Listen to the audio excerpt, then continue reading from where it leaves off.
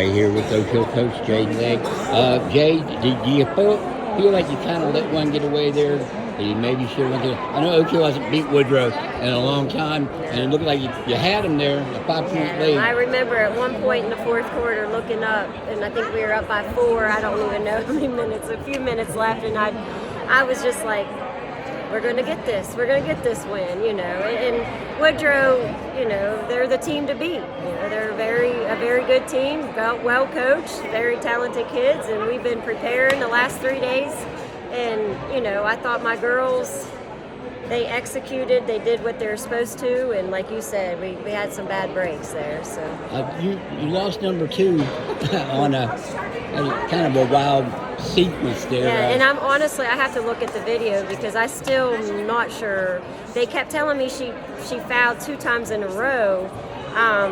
What I saw, you know, like I said, I'm going to go back and watch it but Zoe was shooting, and my number 24, Lily Herboski, fouled her, and then they all of a sudden they said, you know, Bella fouled out.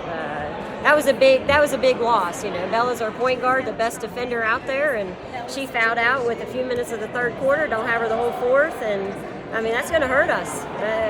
You had the game in a pretty good spot right there. I mean, you were getting into the bigs real well. They were scoring. Right. It really hurt. Yeah, we played a lot better getting it into them than we did at home. You know, a better in and out game, and I'm honestly, like, this was the first time I ever got in the locker room and not started yelling or something negative, you know, about this and that. But I'm so proud of my team. I really am. I mean, this game showed me a lot for them, and they've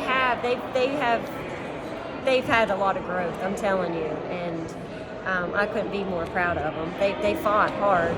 Casey getting hurt, that hurt us, obviously, and Casey and Bella. Did those things kind of?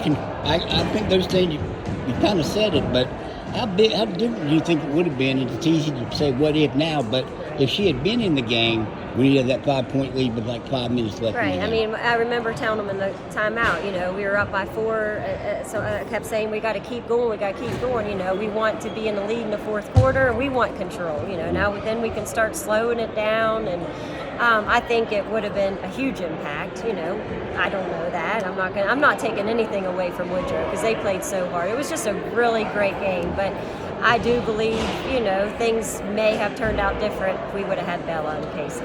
Did you think about taking her out when she got the fourth? To be completely honest, I didn't know she had 4 fouls. Okay. Nobody told me. I can't keep up with the fouls. We didn't have a scorebook person. We had a player doing it, and not someone that normally does it. And nobody notified me. Maybe that was, you know. Nobody notified me that she had 4 fouls. But yes, of course, I would have pulled her out. Well, that's honestly, why I pulled her out when I thought she had, and then they were saying she fouled out. So it was all a big confusion. But that's got to get better. We can't not know.